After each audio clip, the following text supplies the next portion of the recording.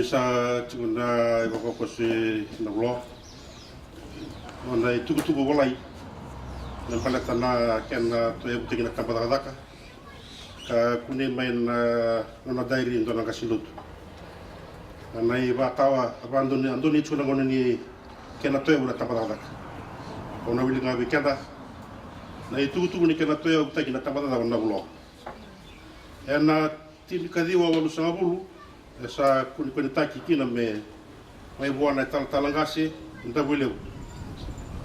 Reverend Yaman ni taka me sa wakatama da ona blo. Ia namba kitin kadio dio sabul kauno. Esa ngame baka sudumi pabut kantaki. Nata tanrongo kantonuya na ngauna ere talangasi kina. Was nda buleu. Reverend Bruce Titunra.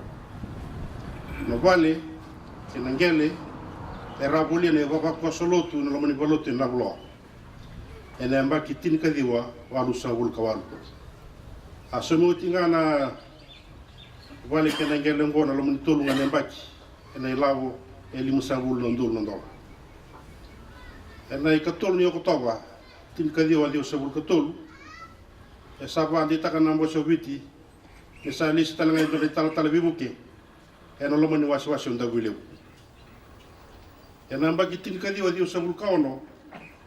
Era sanga me vai tikitu taki na bulona tal bibuke ni tambata da buleu ko Reverend Samisoni Maningor. Era sarabe ke na baba ko sulute na bulo. Era saraba bula sarna li notu na bulona taka bokai tala. Kasabu kati gabu me boka balati boka ungeti na lonra. Ena kena sasanga taki. Esando na tambata daka vakani sa ti corona vale ka vakaki no nangele ni titi ena siga boka ruai ne ka rusobul kadiwa ni tune tin kadiwa dio sabul kaon men garabi ken lo mani balotin na bolo na bosi bulo tolu ni tampa daka konta gulio ena lo mani bosi bulo tolu ngo esa ga boka ni kina mesando na tampa daka na bolo kamesa watu tuto ke namba sikubit esa iseuni les ni kalombola ko Reverend Samsoni Maningor sa tega busara na baka en lo mani banute na blo en on lo kobi na baka bonua na bibo lo tu polek mermai leoni tabata ka bongo en ka rusul katoli chulai tin ka dio di sul kaon tertu sala ko nangasi kina chuchin lo tu mai nakas tertu le ni la ko peni modi tu mane batawa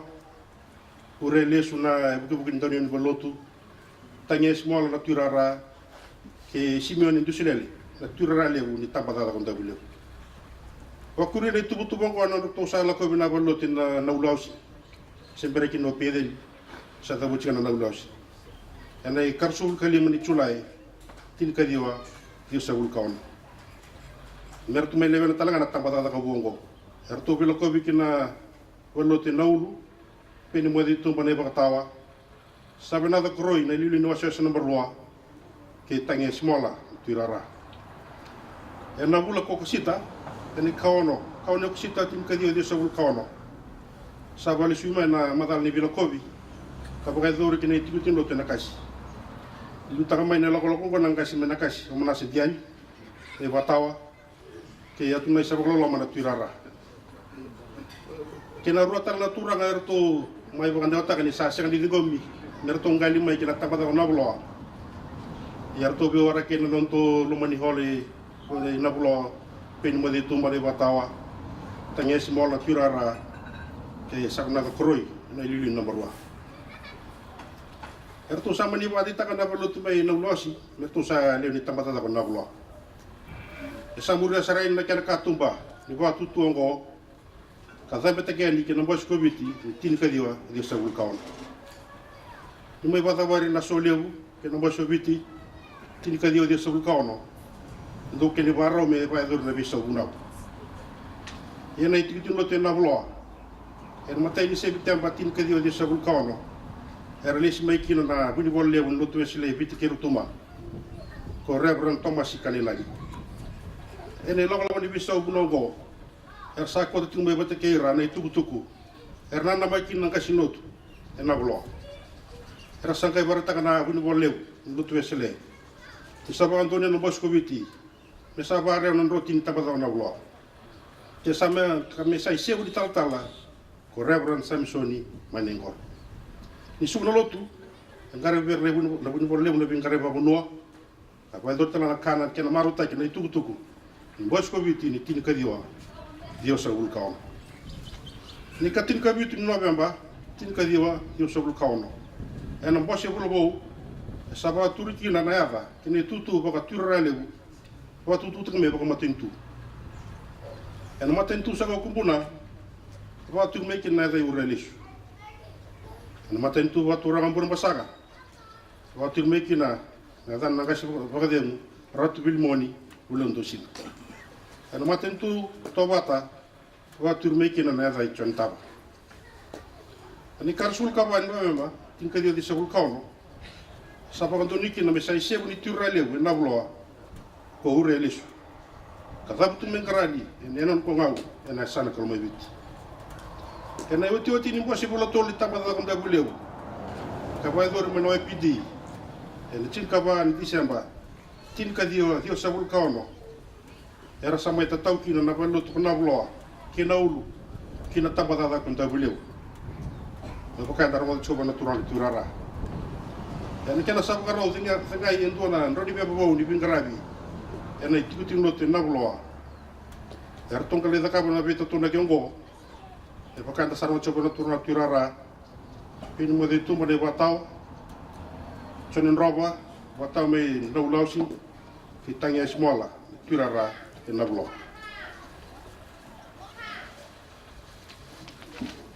ena ka rusubul karo ni tisamba tin ka dio di sabul kauno sanga mengarabi kina na bitala di bakalotu kina bolotu kona vloa kina ulu non ro sabu karo bakare tan rotin doa kan lutu kami saidana tamba kata kona vloa kan garabi no lutu ngo mena bika era toda na bosin bitala di ngo ko Reverend nemani takadaka kan kendole ana turalebu ni tamba kata kona vloa ko urelisu na singa sababu tu ikina babu tu kana tekina na lalawa ka ni kena tayo na tamba kata ena katini ka 5 ni Februari tin ka dio sul kabitu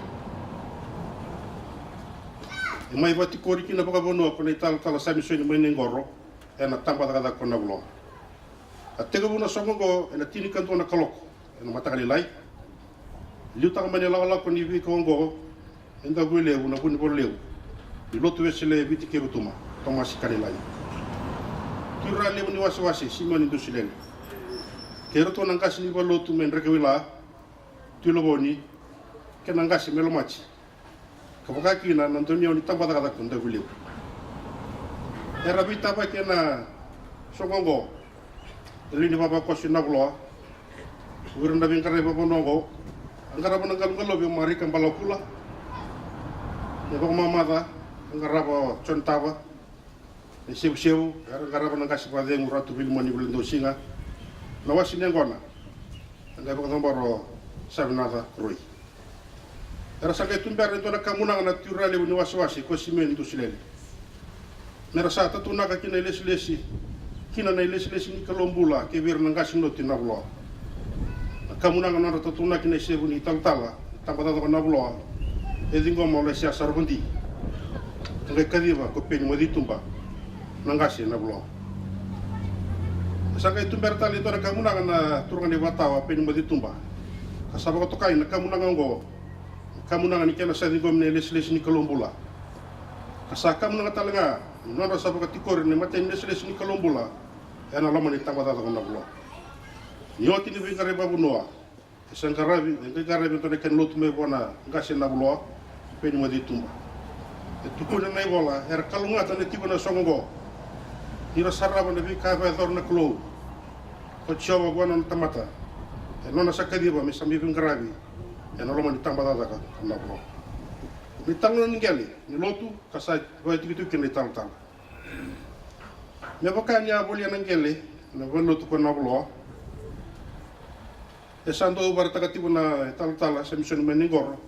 Wana wata pe ni moditu madon rai. Waya ni baka era tigo baka rai bolinga. Sa kana kene do buti mbedi beka e baka era skota. na i tala e na velo te navoloa.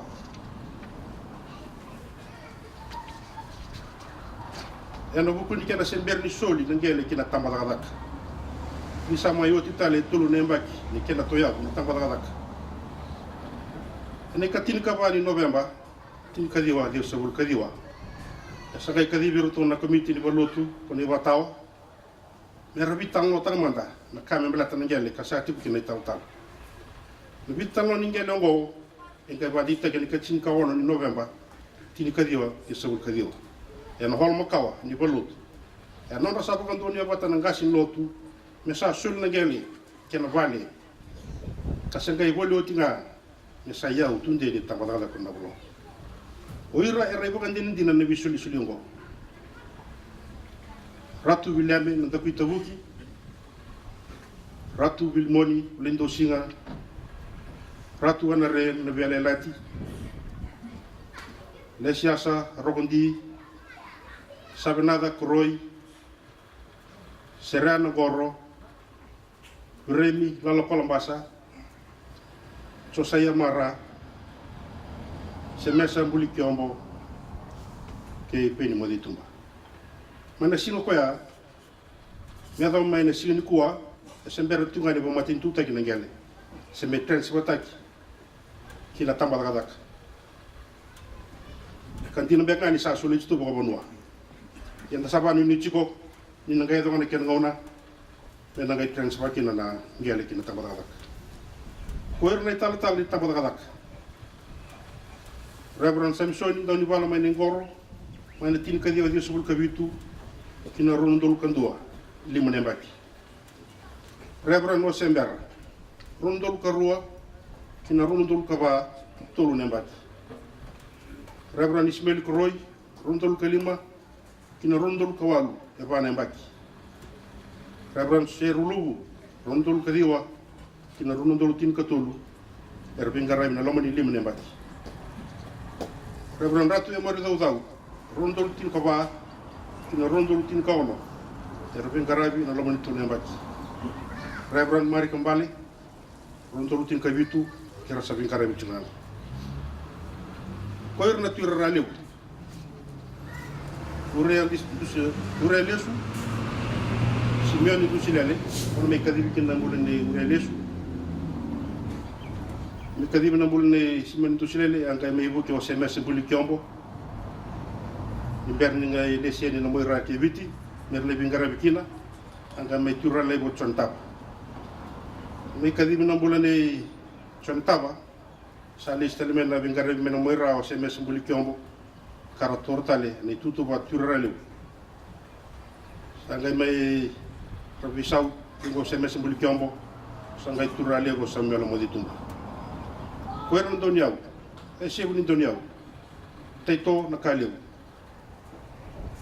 ona ngole kino teto na kaleu na bingara bi Samoa na bingara bi overim na Kolombasa me dengo overim na Kolombasa ngame go ko kemeli ningam Imberni rangole ani na bagini burubura sanga mi bingara bio rajini tira brabi matelita tabene bes ni ramai denguna rajini tira brabi tar sanga mi bingara bi chuna turang neta aseli sam ura sanga bi dani tugu bolai ndo na tanda tampa daka kina to yabu ata mena signi kuwa na sa wale no ro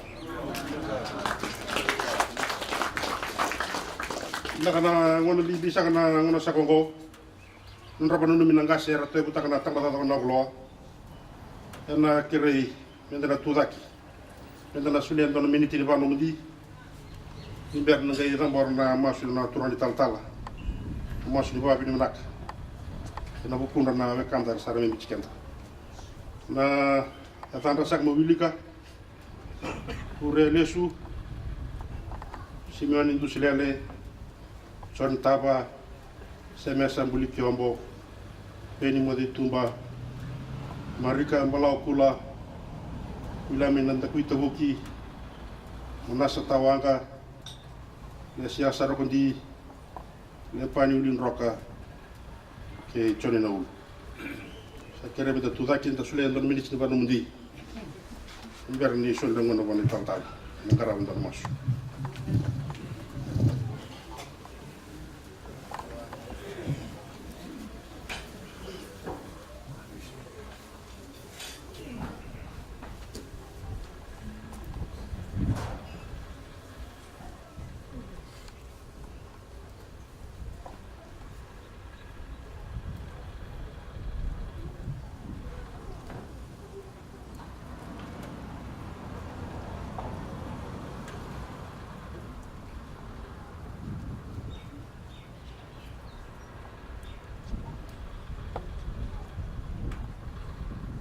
Mami lolo sombo mata moni na klo.